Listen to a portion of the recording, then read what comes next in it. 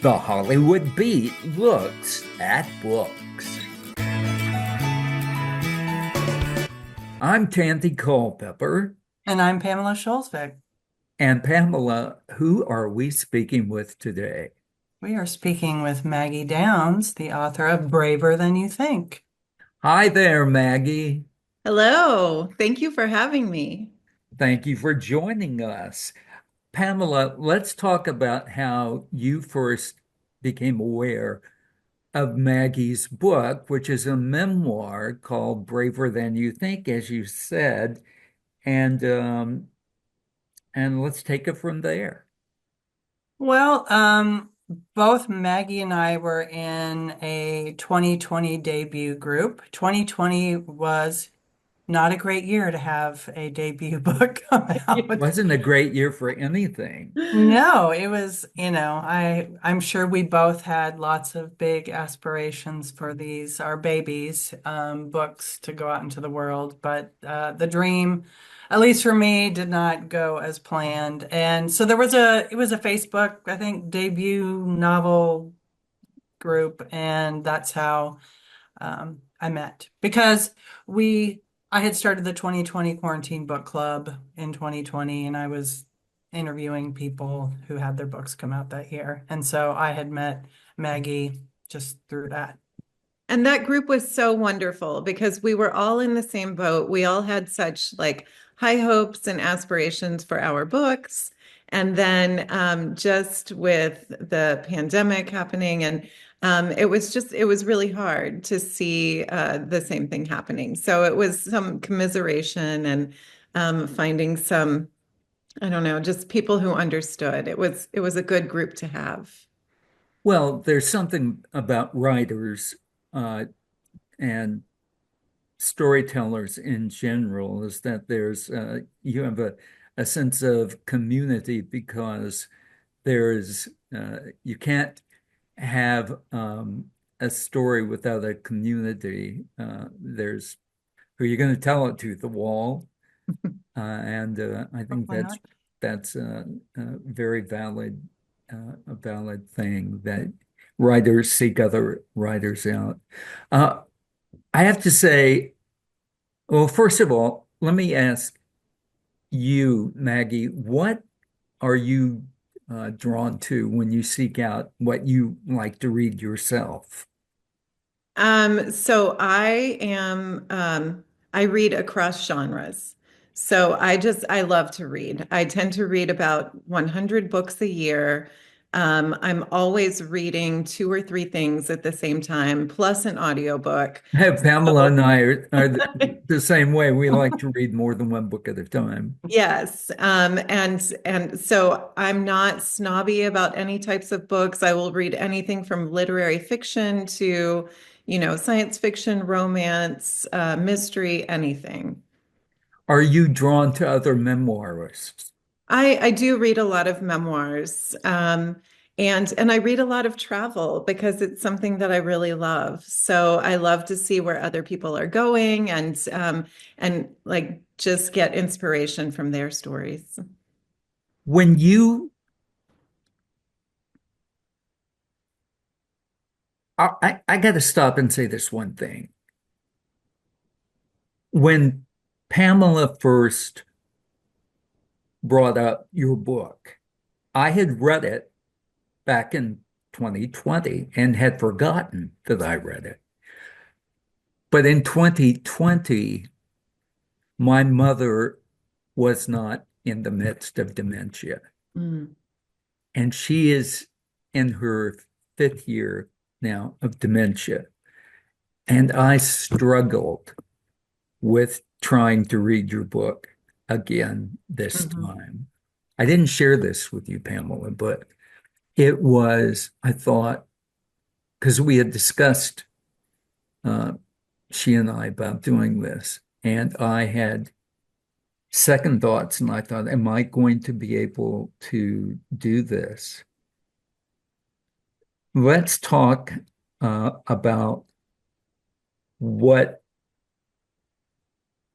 the genesis, the seed of the year that you wrote about, how that all came about as relates to your mother. hmm and I just want to say that I totally understand where you're coming from because when my mother was in the midst of the disease, people would recommend books to me that were about Alzheimer's or dementia, and I couldn't read them. And people would say, "Oh, it's so well done. This might help you," and it was just unfathomable to me. It was such a struggle, and reading was my place that wasn't dealing with my mother, and so I needed reading to be a diversion from that. So I absolutely understand how this narrative at this time in your life can be a struggle for you to read. This book takes place in 2010 when I decided to quit my job at a newspaper, sell all of my things, and backpack around the world for a year to complete my mom's unofficial bucket list. Like she had never made a list exactly, but I drew upon the things that we had talked about and some goals that I knew that she had. Um, and Oh, but so, we also have not said the word Alzheimer's, I don't think. So maybe you need to yeah. add that. So when I did this trip, a lot of things were happening at the same time. My mom was entering the final stages of Alzheimer's. She no longer knew who I was. She hadn't known for a couple of years. So she was not aware of me whatsoever. Um, and that really, it really like unraveled me. I felt it was like a grief that I had no place for.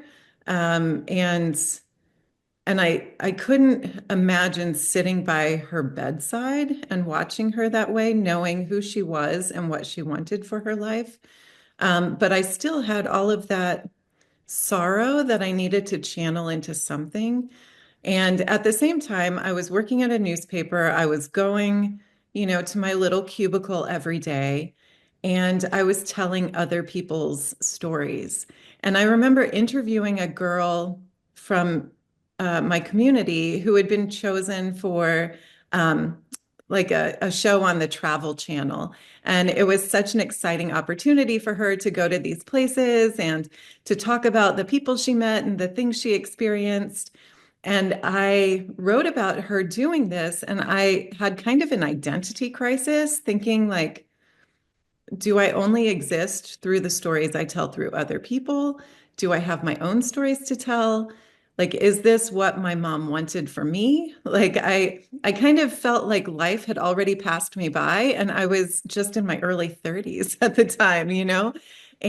But at the same time, I wasn't rich. I didn't have a trust fund, and I just thought the world was inaccessible to me. And then I just got this harebrained idea to sell all of my things. Unfortunately, I only ended up with about $10,000 after selling all of my things, including my car. So I thought, well, I'll just see how far $10,000 can take me. And I had a budget of about $27 per day.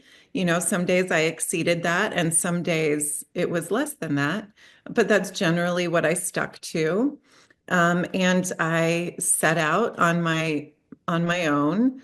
I spent a lot of nights like on you know long buses, overnight buses, because that was transportation and a place to sleep all in one. I learned how to maximize my dollars.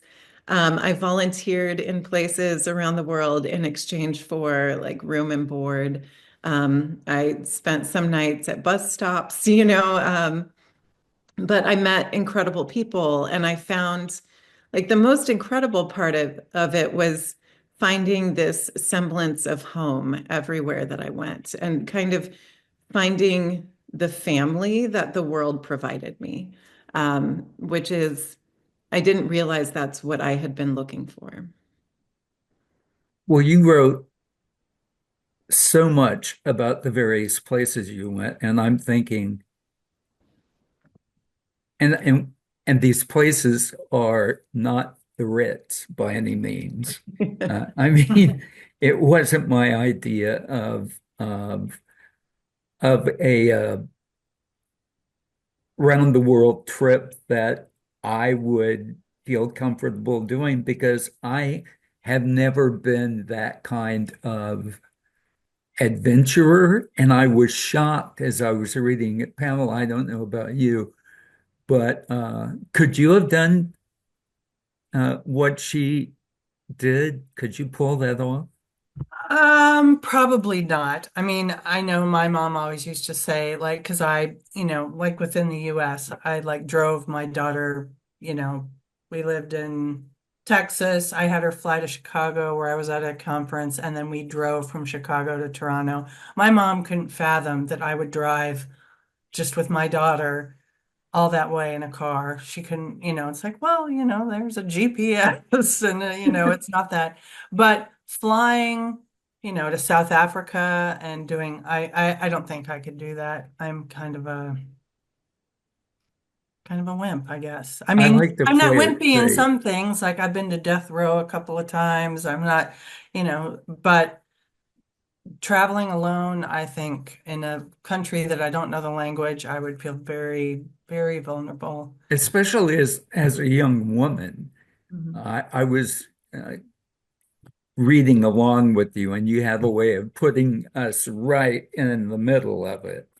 I mean, the various encounters, and some of them are just comical, and I can see them coming before they get there, and I'm like, oh no, pick your backpack up off the floor of the bus before the woman squats down and pukes all over it. I saw that coming. Yeah, Uh, and I had never traveled before this. Like I'm not even someone who can really figure out public transportation. Like that's not second nature to me. So I had never traveled before this trip, especially not on my own.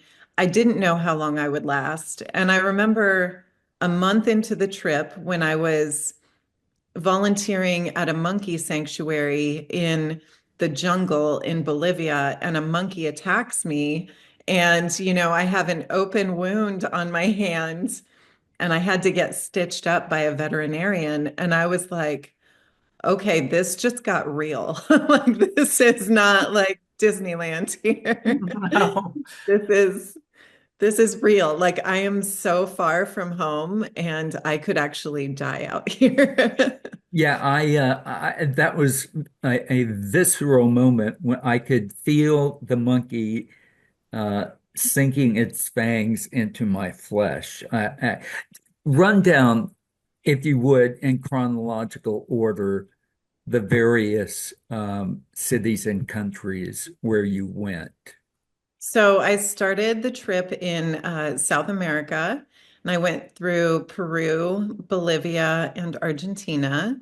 And from Argentina, I flew to South Africa and went to Lesotho from South Africa, Uganda, Rwanda, Egypt. From Egypt, I went home briefly to Ohio and then back to Egypt. Then That's when your mother died. my mother died, yeah, and I decided to go home for the funeral.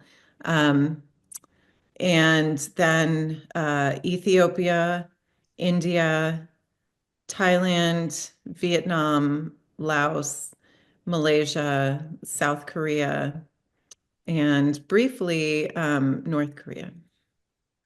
North Korea? I don't Yeah, remember North Korea. it's just the it's just over the border. They do tours there. So I have set foot in North Korea, but I wouldn't say I spent any extended time there. It was just a day trip. Yeah, they don't usually call them tourists, they call them prisoners. Right. Yeah. Well, where was your favorite place to go? I found things that I loved about every place that I went. And I'm always skeptical of travel writers who choose one favorite place because I feel like, I don't know, I feel like they're just all so close to my heart. Oh, I forgot to mention Cambodia. Cambodia is a place that I loved deeply. So, but I loved Cambodia. I loved Laos. I loved Rwanda. Argentina, I got very comfortable there. I was tempted to stay. Yeah, there were so many places that I loved. Did you Oh, Jordan. I'm leaving places out. I loved Jordan as well. did you journal along this sojourn, or did you Great question. send yourself emails? How did you keep track of all of it?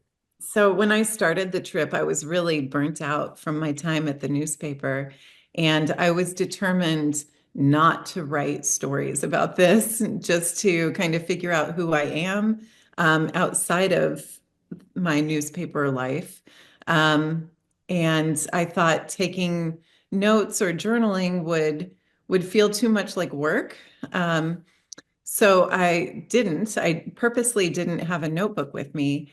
And then by the time I got to South Africa, I bought a notebook and I started taking notes. It was almost like a bullet journal. Like every day I would write down some scenes and like the sights and sounds and people that I met, snippets of conversation. But for writing the book, to recreate the parts before that, I drew upon emails that I had sent my family and friends. And one wealth of information was my sister at the time was a second grade teacher, and I would email her classroom and send them information about every country that I was visiting and the people that I had met and little stories about my time in each country. And my sister would pass that along to her students. And so when it was time for me to write the book, I asked for those emails and I used that to write those sections of the book. Well, I'll point out to you, you would have found those emails in your sent folder. Right, but Anyway. except I deleted a lot of those. So yeah. Really? Yeah. Oh my gosh, I never, Pamela, do you delete emails? Yes, I do. Otherwise, I mean, you use Gmail. Don't you ever get a notification that like it is You're running filled up out of and you need to space. Oh, start? I'm talking about, oh no, I don't get those. I delete stupid emails that I get from the Orange County Register or something like that. But I mean, emails that I send to somebody that, is meaningful, that I correspond with, I don't, because I can go back and look at a date Mhm. and see what was going on in my life at that time, which I kind of think is interesting, but who knows? What was the worst place uh, that where you thought, okay, I'm gonna pack it in. I'm tired of this and I want to go home. So I feel like maybe it's a little unfair that I don't think it was the worst place, but I found Ethiopia to be very challenging. And not because of Ethiopia itself, but it was right after my mom had died. And I don't think I was in a good headspace to be exploring or very curious about meeting other people. I was just very, just grieving, and and yet I had thrown myself into this brand new situation, this brand new to me country. And I found Ethiopia was very hard. And some things happened along the way while I spent a month there. And I kept trying to love Ethiopia because it's honestly the country I was looking forward to most. It's just, it's such a fascinating country with such a rich history, and I love the food, and the landscape is beautiful. And it was just hard for me to embrace it. So I need to go back at some point. I remember as a child, there was a guy named Haile Selassie who was called the Lion of Judah or something like that. And he was this high up there potentate. Um, and it's the kind of things you remember as a 10 or 11-year-old with a name like Haile Selassie. And is a mom the supermodel? Is she from Ethiopia? I don't. There's some supermodel who's from. Yeah. Well, I think probably a lot of supermodels are from Ethiopia. I met a lot of just absolutely gorgeous people. And one thing I loved about Ethiopia that I thought was very charming, and I don't know if they still do this, but I found like people gathered together reading newspapers all in a stairwell, and they have what they would call paper landlords. And these men would rent out copies of the newspaper. And so people would like rent the newspaper to read it for like a half hour and then give it back. And that way, it doesn't use a ton of newspapers. It's just people like reading the same copy of the newspaper, which I thought was very charming. And it was very interesting to see how it sparked conversation between people. You know, people would just naturally start talking about the news. And as a journalist, a newspaper journalist at that, it was really exciting to see like how people interacted with the newspaper and engaged with it in that way. When you go out to speak to various organizations, classes, what's the one question that you get asked the most? I get asked a lot about safety, especially as a woman. And then also, I think I think a lot of times people are fearful of the world. And my biggest message is that I believe there are more good people in the world than bad people. And and I believe traveling slowly is a way to find those people, to find a community, to learn about a place. Like if you really immerse yourself in a community, like you realize just how good people are and just how beautiful this world really is. Pamela, I'm hogging the conversation. Anything you want to jump in and ask? No, I was like, yes, I totally agree with what you just said, Maggie. Because I think that, in the grand scheme of things, we fear what we don't know, and so I think traveling, if you're able to do it, is one way to realize how good the world is. Because if all we're doing is sitting within our little bubble and looking at the internet and seeing, all the doom, doom, doom, doom, it can be very depressing. So, as a librarian, I'm always telling people to read because reading gives you a sense of empathy because you get to live lives that you would never have lived.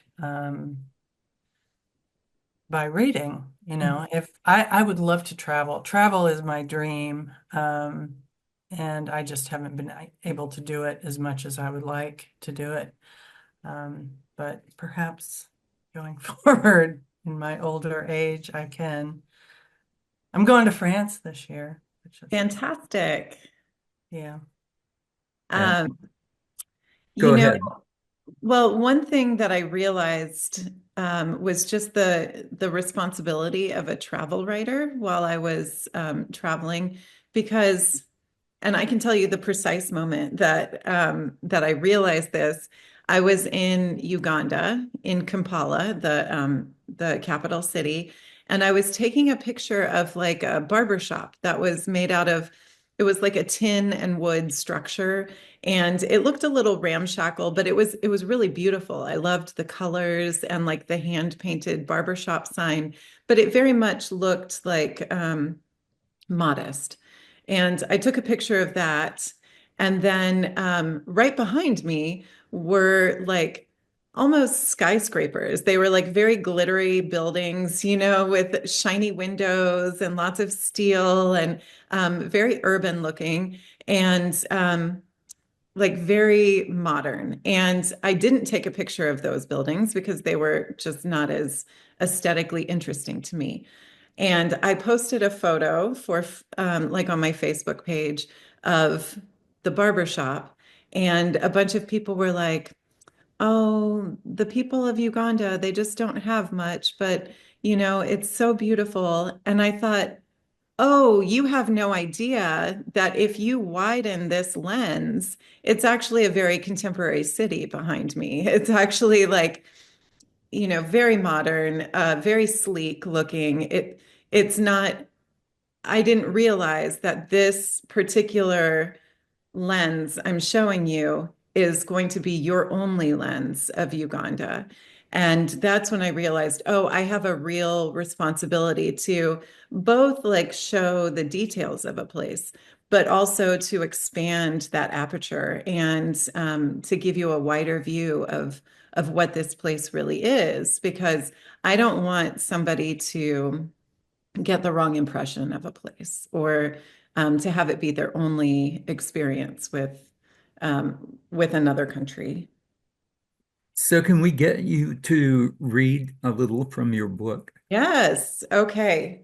So this section takes place in Egypt, and and I had met this man, Rami, when I was trying to cross the road in Cairo. Like he literally helped me walk across the street because the streets in Cairo are just filled with so much traffic and donkeys and buses. And I mean, it's just overwhelming. And I couldn't figure out how to cross from one side to the other. And this man kind of took me under his wing. We got to talking. He was very kind. And when I didn't have a place to stay, he invited me to stay with his family in Giza. So I went to go stay with them for a few days. And this is right around New Year's Eve. Um, and um, and his family like really nurtured me. So we sleep that night on the living room floor, all of us jumbled together like a cluttered drawer of cutlery. Rami, his mother, her sisters, the daughters, some friends of the family, and one in-law. We wrap itchy wool blankets around our bodies, burrito style. I smash one of my sweaters into a ball, and that serves as my pillow. Raina, that's Rami's sister, next to me, curls under a tented blanket to talk on the phone with her boyfriend. Mosquitoes hum near my ears, and bigger swarms swish the air around my head. I tighten the blanket around my face. Mosquitoes land on my cheeks. I pull the blanket tighter again until only my mouth and nostrils are bare, and I inhale insects. They fly into my mouth and sting my lips. I pull the blanket over my head until I can barely breathe. In the morning, my skin is swollen. My face, arms, and legs are covered with bites. I point to the hot pink welts that line my limbs. The family shrugs. The mosquitoes did not touch them. Raina jokes, "It's because you're so sweet." I don't have any lotions or creams to offer relief, and I don't know where to buy any. The only medicine in my backpack is a small vial of dragon's blood that I received from a shaman in the Amazon rainforest 6 months earlier. The dragon's blood is the dark red resin of a tree, said to be therapeutic for skin ailments and infection. That morning, while my mother is in Ohio taking some of her last ragged breaths on earth, I smear dragon's blood on my body, staining my skin a menstrual red-brown. There are 27 spots on my face, including 3 on my lips, 17 on my left arm, 12 on my right. My legs are even worse, so gnawed that I lose count of the welts. Later, I catch sight of my reflection. I look bloody and beaten. I don't even recognize myself. Raina looks at me with dismay. She's a devout Muslim teen who dresses modestly in turtlenecks and floor-length skirts, But she's also stylish, donning a lacy tank top over her turtleneck, pulling bright tights underneath her skirt, draping a decorative scarf over her plain black hijab. And because Reina thinks everything is better with a little sparkle, she drapes layers of necklaces around her neck and slips stacks of glittery bracelets over her wrists. It looks like she purchases rhinestones in bulk. Finally, Reina says, "My mother is mad at you." "Why? What have I done?" "You blame us for the bites on your skin. You think we're dirty. You hate staying with us." "No, I don't blame you, and I don't think you're dirty," I say. "These bites just hurt very much. I am in pain." "You hate us." "No, I don't," I say. "I'm just sad." Reina suggests a shower to feel better, and those are magic words. It's been months since I've had the kind of shower I was accustomed to in the United States. Backpacking around Africa, I've taken a lot of bucket baths, which are exactly what they sound like. Standing over a drain or on a dirt floor with a bucket of water, running a bar of soap over my skin, using a small cup to dump the water on my body. While eco-friendly and efficient, bucket baths are not enjoyable, not in the way that I enjoy showers at home. I imagine the slap of hot water on my sore skin, lathering my hair with shampoo, letting the water stream over my head and face and shoulders, washing all the hurt away. Reina tells me to be patient. The shower will be ready soon. The rest of the family has disappeared. Reina leaves the room and I wait alone. After about an hour, she leads me by the hand into the bathroom. The bathroom has a toilet, though it can only be flushed by pouring a bucket of water into the tank. There is also a bathtub, though it's filled with plastic chairs, boxes, and assorted dishes. "Where's the shower?" I ask. "Stand here," Reina says, positioning me near the toilet. The floor is tile, slanted toward a single drain. She leaves the room and returns carrying a fat metal pot of water. She places the pot on the floor, shuts the door, and instructs me to remove my clothes. "But shower?" I say. "Here is shower." She balances on the top of the toilet seat, holding a measuring cup with a long handle. 1 cup at a time, water is poured on my head. Each tiny cascade is near boiling, hot enough to make my flesh sting. All the while, Reina sings in Arabic. The tune is sweet and mournful. "My mother is dying," I say. "Everybody dies," Reina says, and she continues to sing. "No, I mean, my mother is dying right now," I say. "She's in a hospital in Ohio. She might already be dead." "Everybody dies," Reina says again. "Life is to suffer." "But I thought I already lost her," I said, but I was wrong. Reina dribbles shampoo in my head and combs her fingers through my curly hair. Then, with a firm hand, she runs a bar of heavily perfumed soap over my body and rubs my skin until it lathers. When she rinses me, I am pink. I have never felt so naked. I have never felt so clean. Wow. Thank you. Thank you. So, any thoughts on what you might write or want to write next? Well, right now I'm working on a romantic comedy. Um, because again, I need like a diversion from the world.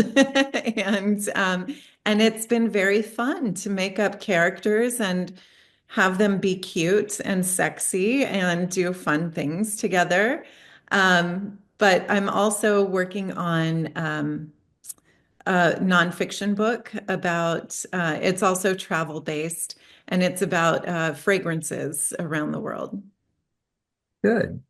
All right. Well, Maggie Downs, thanks for joining us for this book at Braver Than You Think. I really recommend people to get out there and read it because it will give them a good window on the world and your vantage point on it. You have a keen eye.